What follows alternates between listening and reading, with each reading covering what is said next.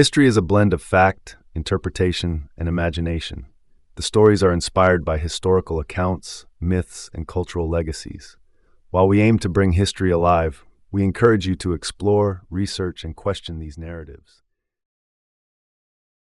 The Mauryan Empire had crumbled, leaving a power vacuum in the Indian subcontinent.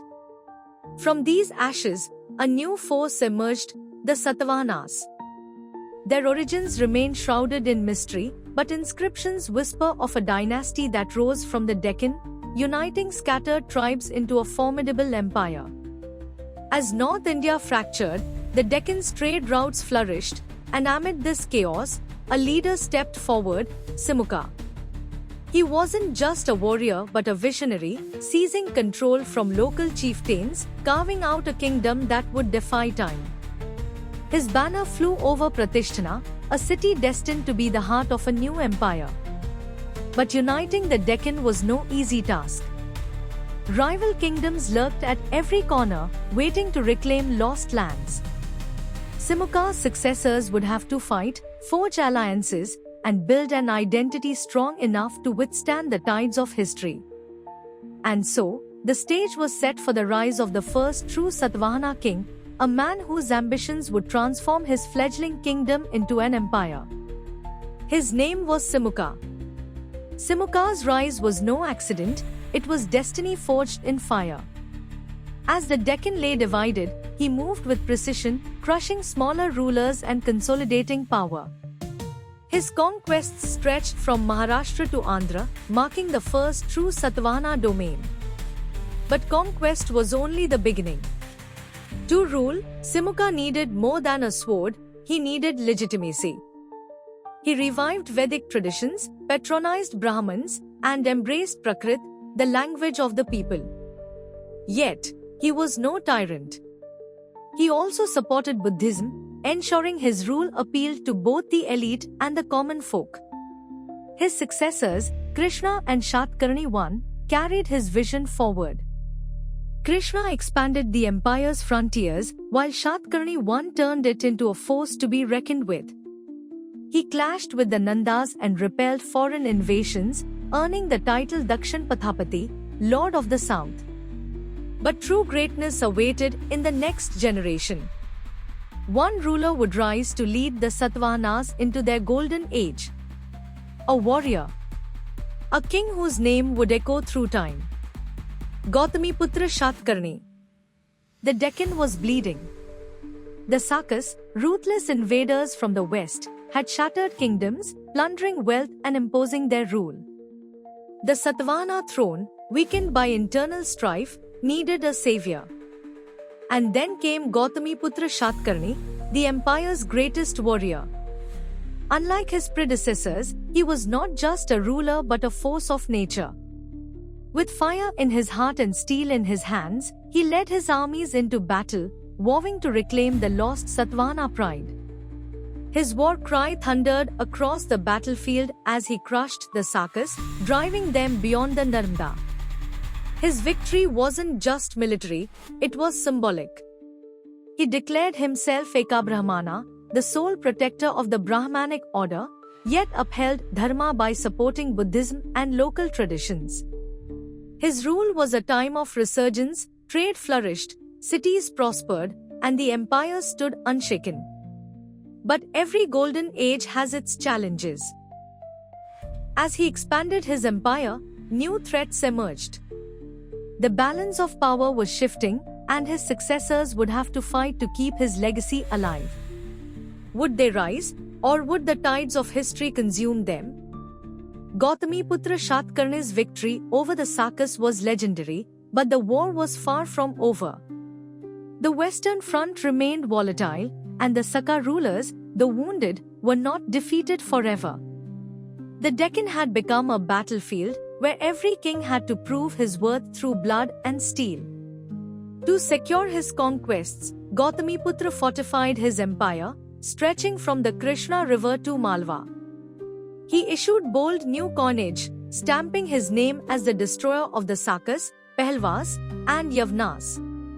But with his passing, the empire faced its greatest test. Could his successors hold the vast lands he had won? His son, Vashishthiputra Pulumvi, took up the mantle, but the Sakas were relentless. They regrouped under Rudradmanai, a warrior king who struck back with fury. The battle for the western Deccan raged for decades, with cities changing hands and alliances shifting. Yet, war was not just about swords, it was about wealth. Control over trade routes meant power, and the Satavahanas were determined to dominate commerce.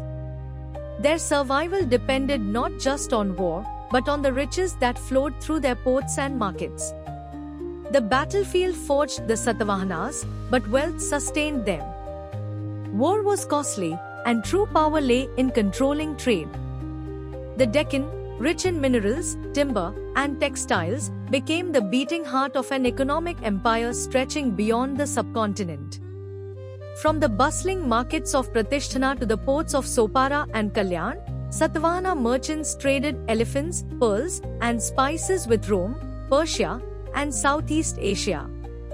Ships laden with cotton and gemstones set sail across the Arabian Sea, returning with gold and exotic luxuries. Roman coins flooded Satavahana territories, proof of their thriving commerce. To regulate this vast economy, the Satavahanas minted their own coinage, striking symbols of power in lead, copper, and silver. But beyond wealth, maritime strength became their silent weapon. Controlling coastal trade routes meant controlling the lifelines of rival powers. The empire did not just survive, it thrived, fueled by commerce. Yet, prosperity required order. A vast empire needed structure, laws, and governance. To maintain their dominance, the Satavahanas built a system that would become the backbone of their rule. Wealth and conquest built the Satavahana Empire, but governance held it together. Ruling over diverse lands, the Satavahanas crafted an administration that blended modern efficiency with local traditions. Power rested with the king, yet it was shared. Royal officers, provincial governors, and feudatory chiefs ensured stability. The empire thrived on a decentralized model, where local rulers paid allegiance but retained autonomy. But what set the Satavahanas apart was their women of power. Unlike many dynasties, Satavahana queens played a pivotal role in governance. Gautami Balashri, the mother of Gautamiputra Shatkarni, issued royal inscriptions celebrating her son's victories. Naganika, wife of Shatkarni I, performed Vedic rituals and appeared in official decrees unheard of in many ancient empires. Society was a melting pot of cultures. The Satavahanas upheld Vedic traditions but embraced Buddhism, fostering religious harmony. Their capital, Pratisthana, echoed with the chants of Brahmins and Buddhist monks alike. Prakrit, not Sanskrit, became the language of governance, bringing administration closer to the people. Yet, their greatest legacy was not just in governance or society, it was etched in stone, carved into caves and temples that still stand today. Power fades, but art endures. The Satavahanas, warriors on the battlefield, became visionaries in stone. Their legacy was not just in conquests but in the caves they carved, the stupas they raised, and the language they preserved. In the heart of their empire, the Ajanta and Amravati caves stood as testaments to their patronage. Monolithic viharas and chatyas, adorned with intricate carvings and frescoes, transformed mountains into sanctuaries of devotion. The Amravati Stupa, a masterpiece of Buddhist art, told stories in sculpted panels of the Buddha, of kings, of cosmic order. But their artistry wasn't confined to stone. The Satavahanas championed Prakrit, the language of the masses, over elitist Sanskrit. Inscriptions, royal decrees, and literature flourished in a tongue that bridged rulers and subjects. This linguistic shift shaped the evolution of South Indian languages, creating a legacy that outlived their empire. Yet, even in prosperity, shadows loomed. New rulers emerged, seeking to challenge the Satavahanas. Would their successors withstand the tides of change, Or would history write a different fate? The empire stood at its peak, but time is the enemy of all dynasties. After Gautamiputra Shatkarni's death, his son Vasishthaputra Pulumvi took the throne. He was a ruler of ambition, expanding Satavahana influence deeper into the south. Trade flourished, and the economy thrived, but the empire's grip on the west weakened. The Sakas, once crushed, began reclaiming their lost territories. Then came Yajna Shri Shatkarni, the last great warrior of the dynasty. He was the final spark of Satavahana might, waging relentless wars to restore lost glory. His coins, bearing the image of ships, symbolized the empire's maritime prowess. Under his rule, the Satavahanas once again challenged the Sakas and regained control over crucial trade routes. But victories on the battlefield could not stop the inevitable. Internal strife, the growing power of feudatories, and external invasions chipped away at the empire's foundation. The Satavahanas had ruled for nearly 4 centuries, but their golden age was slipping away. Their fall was no sudden collapse. It was a slow unraveling, as the land they had ruled began slipping into the hands of new powers. No empire lasts forever. As the Satavahana dynasty entered its twilight, cracks spread across its vast dominion.